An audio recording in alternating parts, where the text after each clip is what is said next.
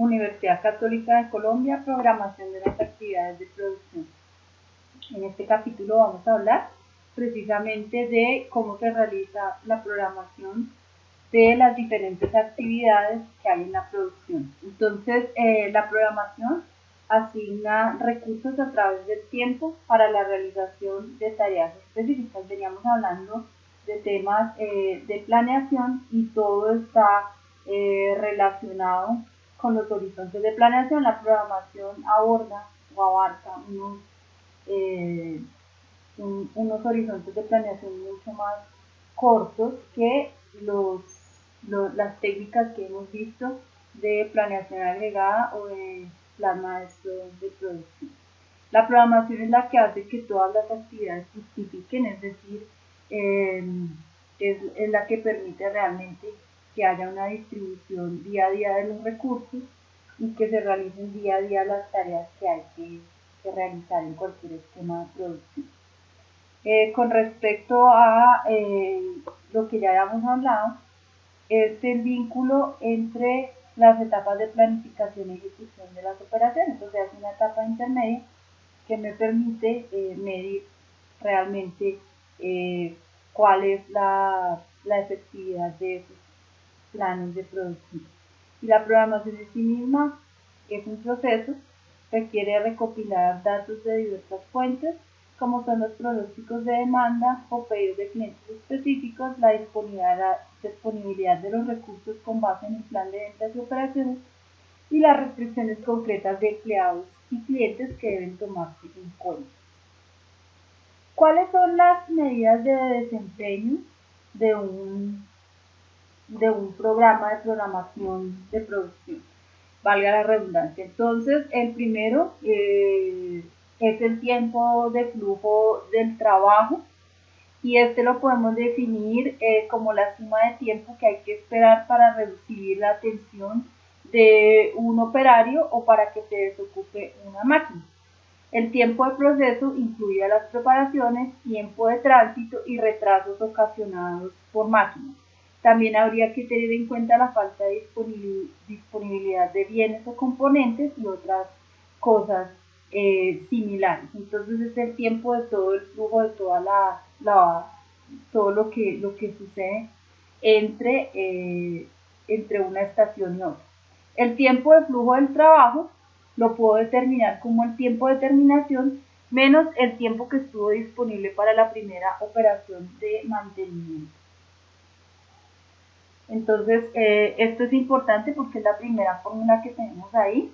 Entonces, el tiempo de inicio es el tiempo en el que el trabajo estuvo disponible para la primera operación de procesamiento y no necesariamente en que se inició la primera operación. Es decir, ahí se estarían contando esperas, demoras y etcétera antes de iniciar la operación específicamente. ¿Cuál es el lapso de fabricación? Entonces es el tiempo total necesario para completar un grupo de trabajos y se conoce como make span o lapso de fabricación. La minimización del lapso de fabricación apoya las prioridades competitivas de costo, puesto que permite minimizar el inventario, y otro de los objetivos largos de la logística que es acortar los tiempos de entrega. ¿Cómo se calcula? Como el tiempo de terminación del último trabajo menos tiempo de inicio del primer trabajo. El retraso. Entonces, esta es otra medida de desempeño que puede expresarse como la cantidad de tiempo en que un trabajo no fue entregado. Entonces, pues, esto tiene unos sobrecostos, ¿cierto? Como multas, pérdida de credibilidad del cliente y otras situaciones indeseables en nuestro sistema productivo. El otro ítem es el inventario de trabajo en proceso, y entonces este inventario de trabajo en proceso también lo podemos considerar como parte del Work in Process Inventory o WIP. Cualquier trabajo que esté en fila de espera, en tránsito de una operación a otra, retrasado por alguna razón, en pleno procesamiento o en un estado de semiacabado. Entonces hace parte de todo ese trabajo en proceso, que también puede ser llamado como inventario en tránsito, pero pues generalmente uno en tránsito en logística logística habla es de la mercancía que precisamente está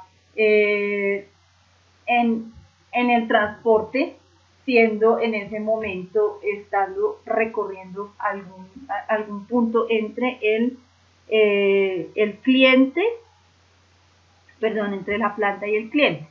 Entonces es mejor llamarlo work in process cuando hablamos precisamente de la planta. El inventario total se usa para medir la eficacia de los procesos, de los programas para procesos manufacturados, y pues el inventario total son las recesiones programadas y los inventarios disponibles.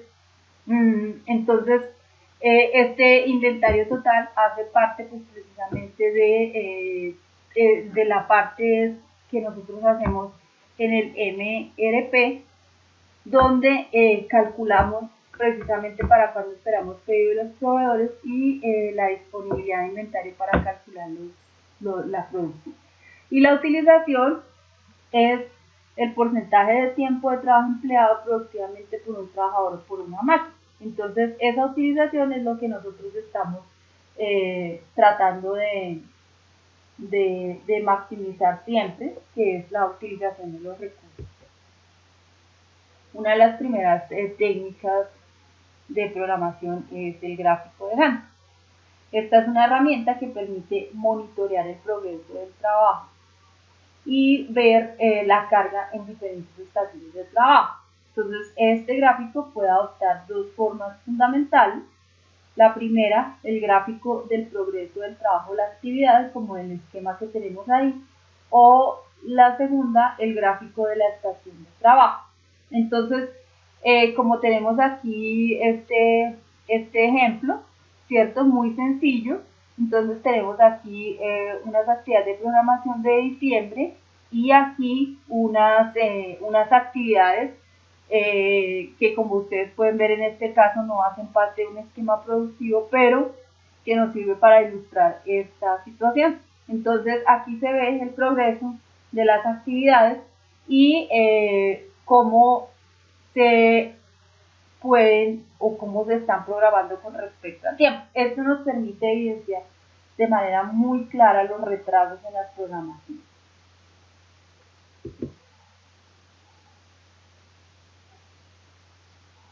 Otra técnica de programación es la programación de las demandas de los clientes mediante diferentes actividades. Entonces, la capacidad que puede ser en la forma de empleados o equipos es importante para los proveedores de servicios y de manufactura. Una manera de administrar la capacidad consiste en programar a los clientes en términos de periodos definidos para surtir sus pedidos. Con este método se supone que la capacidad se mantiene fija y la demanda se nivela para promocionar oportunamente el surtido de los pedidos. Aquí tenemos algunas técnicas. La primera pues es un sistema organizado de citas en el cual se asignan fechas y horas específicas para brindar servicio a los clientes. ¿Qué ventajas puede tener este método? Pues el servicio oportuno al cliente, un elevado nivel de utilización del personal de servicio, y pues esto especialmente es importante en actividades que son de servicio, por ejemplo, en un sistema donde se programa el mantenimiento, donde se presten servicios profesionales, o por qué no dentro de la planta precisamente para algunas actividades que pueden ser consideradas de soporte o de apoyo. Las reservaciones. Entonces, el sistema de reservaciones es muy similar a un sistema de citas. Entonces, pueden emplearse cuando el cliente ocupa o utiliza las instalaciones relacionadas con el servicio. Entonces, pueden ser precisamente el caso de un taller de servicios, ¿cierto? Que solo tiene una capacidad específica para recibir automóviles, etcétera, o máquinas. Entonces lo que se hace es este sistema de reservas para precisamente planear la capacidad de las instalaciones. La otra puede ser la acumulación de pedidos, que puede tener dos formas. En la primera se da al cliente una fecha de entrega para surtir el pedido de un producto. Entonces un ejemplo de esto puede ser precisamente el departamento de mantenimiento de un distribuidor de automóviles, que puede acordar con el fabricante la recepción de los lotes de mercancía y puede decirle que se los recibe en determinada fecha de entrega, de tal manera que pueda disponer del espacio suficiente para tener capacidad para poder almacenar esos productos. Y otra forma es dejar que se vayan acumulando a medida que llegan en el sistema. Entonces, en este caso es posible que los clientes nunca sepan con exactitud cuándo se va a surtir un pedido. Ellos presentan su solicitud a la compañía, toman el pedido y lo añaden a una fila de espera y los pedidos van llegando. Muchos de los sistemas de ahora de entregas por delivery de a casa están funcionando en ese esquema, precisamente porque no eran compañías que tenían otros sistemas como los restaurantes, las rentas de comida a domicilio, y pues les llega esta nueva modalidad. Entonces lo que hacen es esperar que se les pone fila de los pedidos. Entonces el primero que va despachando va saliendo y atienden el siguiente y así sucesivamente. Otra forma es la programación de los empleados, y esta es una forma de administrar la capacidad por medio de un sistema de programación que consiste en especificar los periodos de trabajo y descanso de cada empleado durante ciertos periodos. Entonces aquí se asignan días, turnos específicos de trabajo a los empleados. Esto funciona, por ejemplo, en sistemas como los sistemas de salud, donde a los médicos les dan turnos. También, por ejemplo, los turnos que manejan empresas de transporte de personas, ¿cierto? Aéreo, terrestre.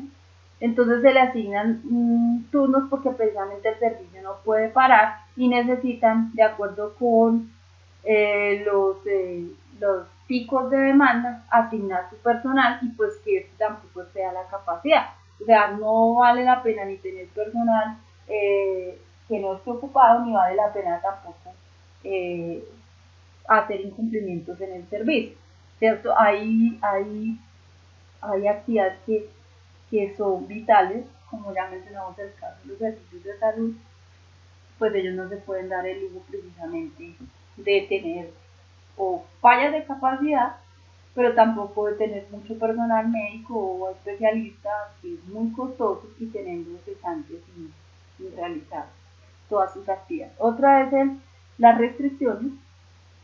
Entonces, las restricciones técnicas impuestas en el programa de la fuerza de trabajo son los recursos proporcionados por el plan de personal y los requisitos impuestos sobre el sistema operativo.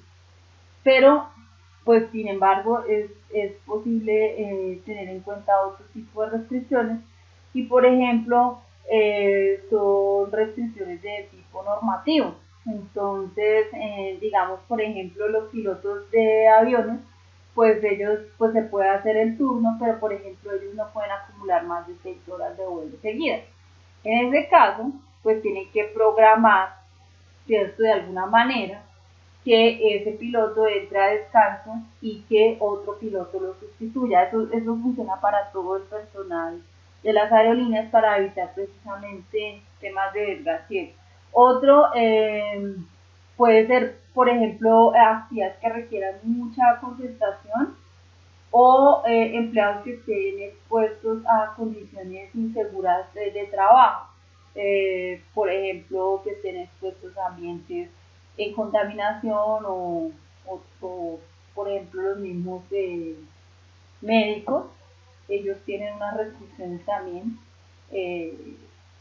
porque precisamente la actividad es tan supremamente delicada y pone en riesgo la salud de otros o la misma, y entonces hay por ejemplo, los empleados de Transmilenio, los operadores, ellos no pueden acumular más de ciertas horas, creo que son 6 horas de seguir igual a un piloto, y entonces ya después de eso ya se pierden ciertas capacidades, entonces ellos ya tienen que definitivamente suspender y hay que tener en cuenta pues esos programas y esas restricciones. Entonces ahí entra otro tema que es precisamente ante esas restricciones cómo voy a variar la fuerza de trabajo. Finalmente vamos a hablar del desarrollo de un programa para la fuerza de trabajo. Entonces, pues esto consiste o exige que cada empleado trabaje los mismos días y horas todas las semanas. Entonces, suponga que esta situación es para programar cargas de trabajo para compañías que trabajan todo el tiempo, trabajan 7 días a la semana, 24 horas, pero que deben cumplir con darle a sus empleados un día de descanso, un día o un turno de descanso. Entonces, el programa de trabajo para cada empleado debe tener en consideración los días de trabajo más su día de descanso. Entonces, por ejemplo, en la industria de los petróleos, ellos trabajan con un esquema de cierto personal, está 3 semanas de corrida en campo y descansa 1 o 2 semanas, de acuerdo con la actividad que desarrolla. Entonces, hay que desarrollar esa fuerza de trabajo de tal manera que se cumpla con los programas de producción, pero también que se cumpla con darle los días o las semanas de descanso correspondientes. Entonces, cada empleado tiene la programación del mes de acuerdo con los días o con los turnos que él considere debe descansar. Entonces, por ejemplo, los turnos que les hacen a los vigilantes. Entonces los vigilantes generalmente trabajan 12 horas, descansan 12, entonces a ellos hay que programarles precisamente, ellos deben saber a priori cuáles son sus días en los que están en el día, en los que están de noche, cuáles son los descansos, cuál es el día libre, y esos no siempre les cae el mismo día libre, sino que ellos rotan esos días. También las empresas deben hacer esa programación teniendo en cuenta que los servicios de vigilancia no pueden parar y siempre debe haber unas mínimas cantidad de personas que atiendan un puesto de vigilancia, y entonces alguno tiene que ser el que esté en la recepción, el otro es el corredor, etc. Entonces, de esa manera es que debe desarrollarse unos programas para que las personas sepan específicamente qué días son los que trabajan y qué días o qué turnos son los que descansan.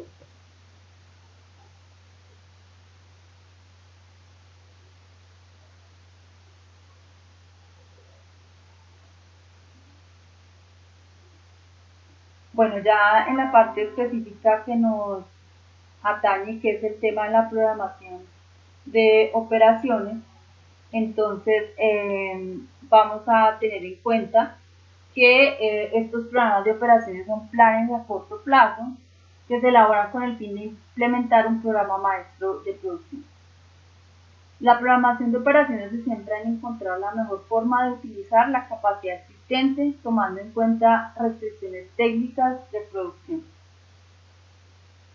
En este caso, nosotros lo que estaríamos evitando sería cuellos de botella, paradas o desabastecimiento de mano de obra, pues porque esto es demasiado costoso.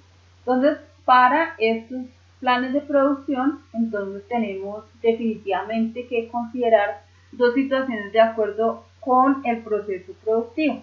Entonces hay unas plantas de producción que tienen unos esquemas intermitentes, como los talleres, como los procesos que son de ensamble, pues que no es una línea continua, sino que se trabaja precisamente por pedidos, y pues los esquemas productivos son muy diferentes a otro caso que serían las plantas de producción continua. Generalmente, por ejemplo, es la industria farmacéutica, la industria de los alimentos, la industria de los químicos, donde precisamente el flujo del material es continuo, no hay parada, sino hasta que ya está la etapa final de producción para empaque.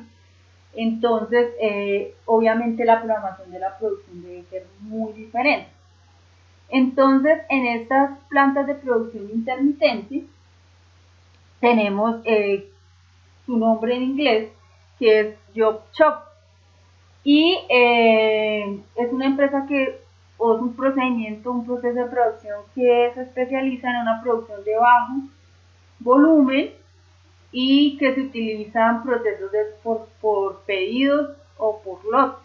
Entonces, lo que les decía, operaciones donde generalmente hay ensamble, entonces trabajamos para ese esquema. Aquí hay un ejemplo muy sencillo, donde vemos aquí un esquema job shop o forma de trabajo.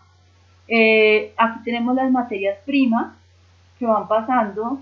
Fíjense que es una diferente combinación de materias primas y cantidades a diferentes estaciones, y cada una de estas estaciones alimenta a otras estaciones, o hay unos puntos intermedios aquí donde llegan materiales o trabajan procesos de estaciones diferentes, y esos dos alimentan a otra estación.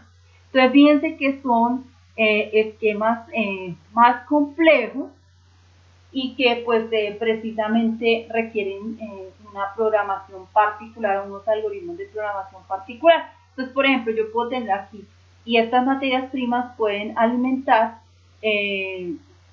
a diferentes estaciones, y al final yo puedo estar entregando para una misma estación de empaque o de salida. Pero definitivamente pues miren todas las trayectorias y todos los flujos. Entonces, mientras que en un esquema flowchart como el que estamos viendo, vemos que las materias primas pasan de una estación de trabajo a la siguiente hasta obtener un producto. Entonces, esta ya es producción de mediano o alto volumen, lo que les decía, no se puede parar el proceso, no hay operaciones de ensamble, industria de alimentos, industria química, industria farmacéutica, donde toda la planta es continua, y en este caso pues es mucho más fácil programar tareas porque son instalaciones con flujo lineal. Los trabajos van de una estación a otra de manera secuenciada, y pues aquí lo que hay que tener en cuenta son evitar paradas en cada una de estas estaciones que puedan interrumpir el flujo a la siguiente estación. Bueno, entonces vamos a tener los siguientes procedimientos para para precisamente poder programar en un esquema job shop. Las reglas para la secuencia de prioridades son: la primera, la razón crítica, que se calcula dividiendo el tiempo que falta para la fecha de vencimiento de un trabajo entre el tiempo total restante en la planta para realizar el trabajo, el cual se define como los tiempos de preparación, procesamiento, traslado y los tiempos previstos de espera de todas las operaciones restantes. Hay que tener en cuenta que tanto la fecha de vencimiento como la fecha actual para encontrarse precisamente el tiempo de vencimiento y el tiempo restante en la planta deben tener las mismas unidades. Un cociente menor que 1.0 implica que el trabajo esté retrasado, pero un cociente mayor a 1.0 implica que el trabajo está adelantado.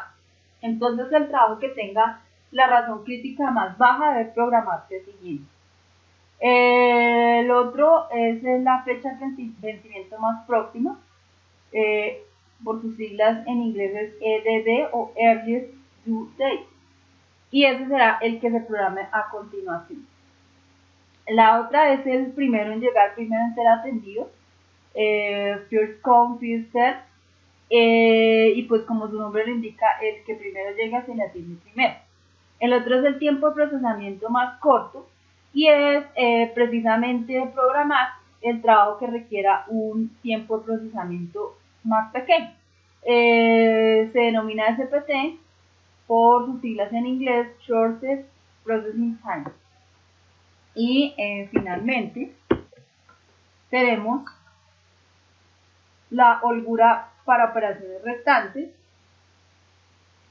Y pues una holgura es la diferencia entre el tiempo que falta para la fecha de vencimiento de un trabajo y el tiempo total restante en la planta, incluido el que corresponde a la operación que se está programando.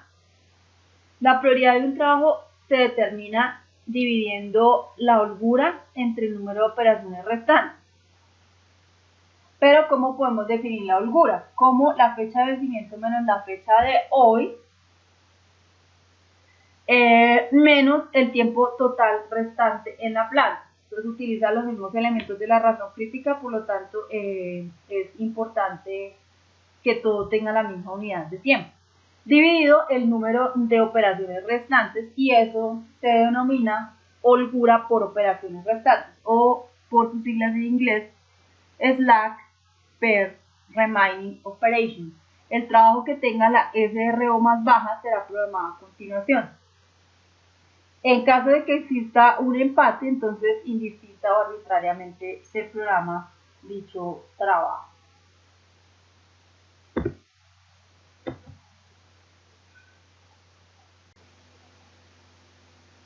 Vamos a hacer un ejemplo de la aplicación de reglas de programación para una sola dimensión. ¿Qué son las reglas de programación para una sola dimensión?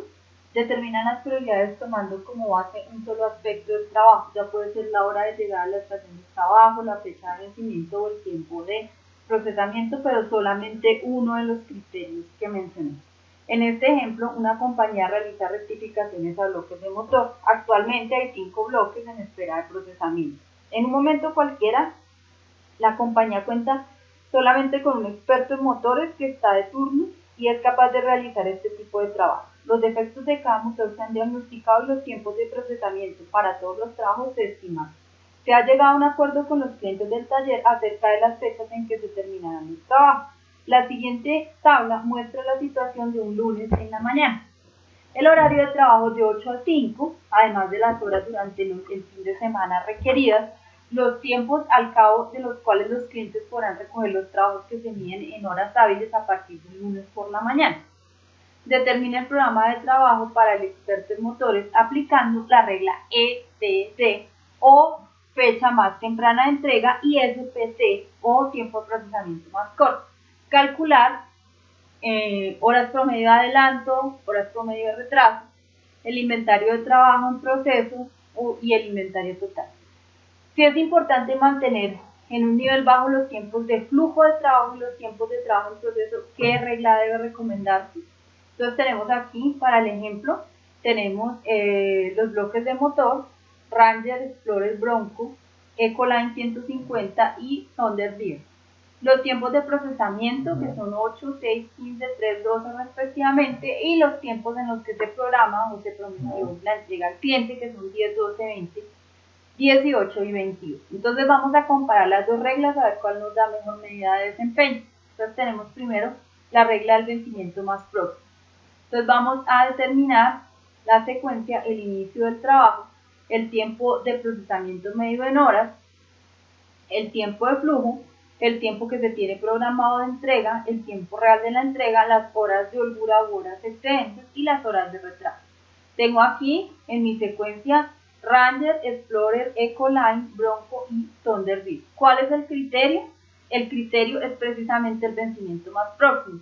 Entonces, para esta secuencia, tengo que tener en cuenta el tiempo programado para entregar al cliente. Entonces, el que tiene el tiempo más próximo para entregar es Ranger, que tiene 10, entonces lo escribo de primera. Después seguiría Explorer, que tiene 12, después Ecoline, que tiene 18, después Bronco, que tiene 20, y por último Thunderbird, que tiene 22 horas para entregar horas hábiles. El tiempo de procesamiento, pues busco cada tiempo de procesamiento acá. Entonces el tiempo de procesamiento de la Ranger es 8, de la Explorer es 6 y así sucesivamente. Ahora la primera fórmula es el tiempo de flujo.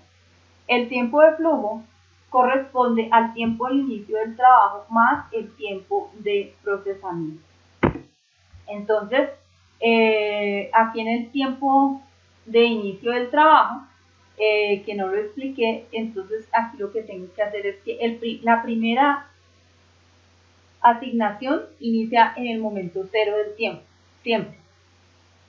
Después, ¿Cuándo empezaría Explorer? Explorer empezaría tan pronto termine Ranger. Entonces, ¿cómo hago aquí? Con la fórmula, pues, el tiempo acumulado anterior más el tiempo de procesamiento del elemento inmediatamente anterior. Así, para Explorer, para Ecoline, perdón, entonces el Ecoline sería los 8 acumulados más el tiempo de procesamiento Explorer. Para Bronco sería los 14 que lleva acumulados más el tiempo de procesamiento del anterior, que es Ecoline,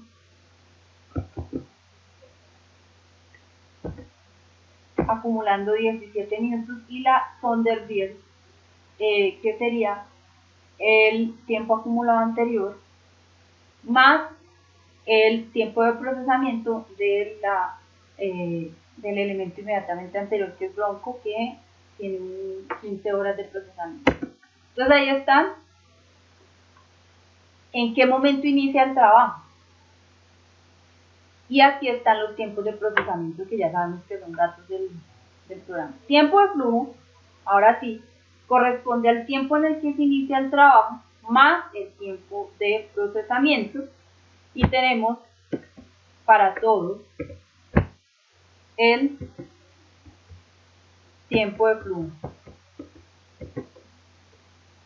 Tiempo programado de entrega. Este tiempo programado de entrega es el tiempo que nos dan los datos del problema. Entonces, ¿cuándo prometí entregar Ranger? A los 10 días. Explorer a los 12. Ecoline a los 18. Bronco la prometí a los 20 días. Y Thunderbird a los 28. Entonces, ¿cuál es el tiempo real de entrega? El tiempo real de entrega va a ser el máximo entre el flujo y el tiempo programado, de tal manera que nosotros tengamos holgura. No voy a escoger el mínimo porque entonces, si tengo alguna contingencia no la voy a cubrir, pero escojo el máximo entre el tiempo de flujo y tiempo programado. Ahora, las holguras. ¿A qué corresponde la holgura? Entonces tengo que revisar entre el tiempo de flujo y el tiempo programado de entrega. Entonces, si el tiempo de flujo es menor al tiempo programado de entrega, quiere decir que voy a tener 2 horas de holgura, ¿cierto? Como en este caso, ¿cómo quedaría la fórmula? Si T23 es menor a E23, entonces hago la resta de el tiempo mayor menos el menor, pero si ocurre el caso contrario, que el flujo es mayor que el tiempo de entrega, entonces no voy a tener holgura, sino por el contrario, podría tener un retraso.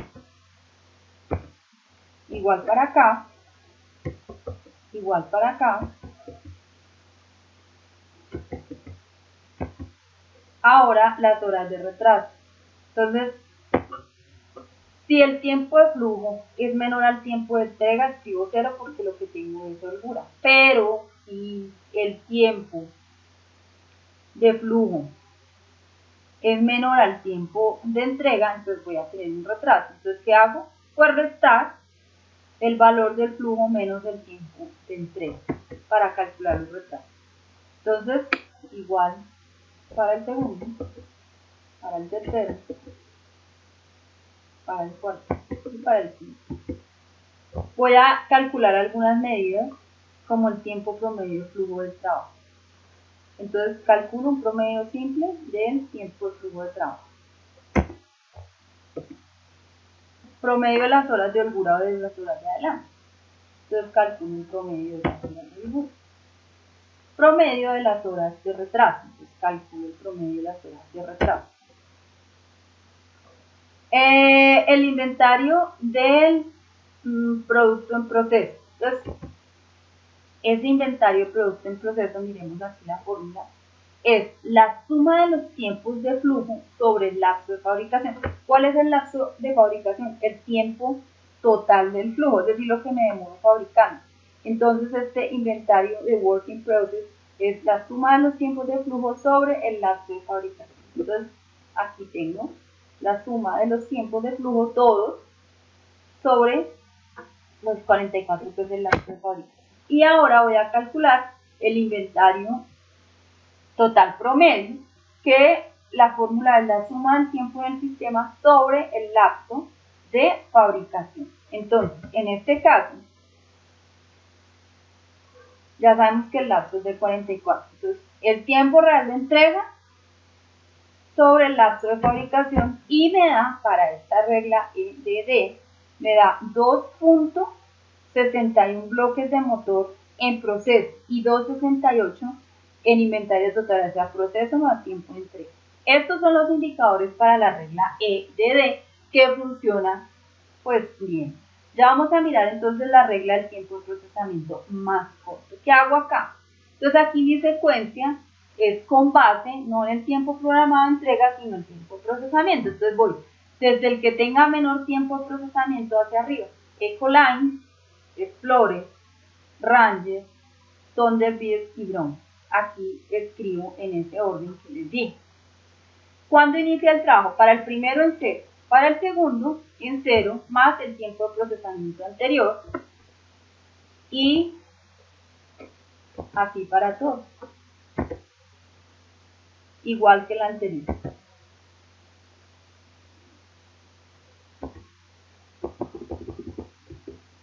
Los tiempos de procesamiento los tomo de los datos iniciales.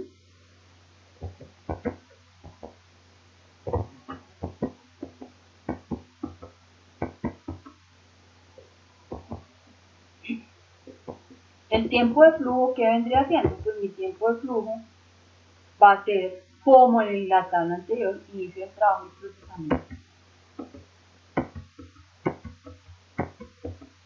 El tiempo programado de entrega. El tiempo programado de entrega, entonces, lo tomo de los datos del problema.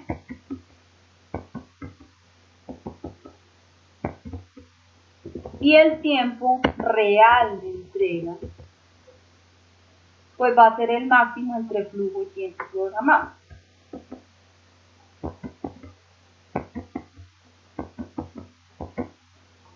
Ahora las horas de holgura. Entonces, igual que la fórmula anterior, si el tiempo de flujo es menor que el tiempo programado de entrega, reste.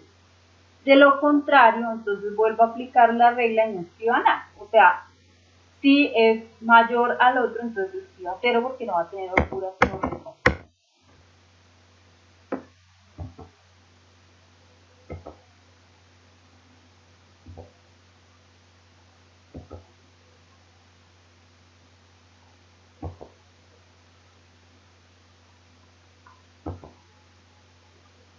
¿Cuáles son las horas de retraso?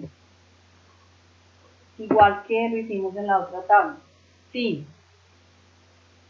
Tiempo de flujo menor que tiempo de entrega, escriba 0 porque usted no va a tener esa holgura. Ahora, si ese tiempo es mayor, entonces reste.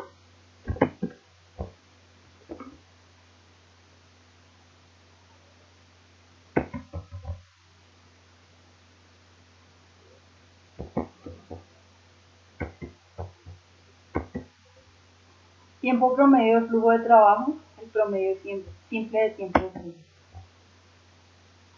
Promedio de horas de adelanto, todas el promedio de las horas de holgura. Promedio de las horas de atraso, promedio de las horas de retraso. Ahora miramos el inventario de producto en proceso. Es la suma de los flujos sobre el lapso de fabricación. Suma de los flujos sobre el lapso de fabricación. Siguiente, inventario total promedio, que tenemos que es igual a la suma del tiempo en el sistema sobre el lapso de fabricación. Tiempo real de la entrega sobre el lapso de fabricación. Ahora vamos a comparar tiempo promedio de flujo de trabajo. Entonces, pues, la regla de SPT nos da un tiempo mucho más corto. En ese caso, escogemos para el tiempo de flujo SPT. Promedio de horas de holgura. SPT nos proporciona mucha más holgura, que nos permite estar seguros por si hay algún retraso. Promedio de horas de atraso, en cambio, en la SPT nos da mayor. Es decir, tenemos una mayor variabilidad de las horas de posible retraso, a pesar de que tenemos una holgura mayor.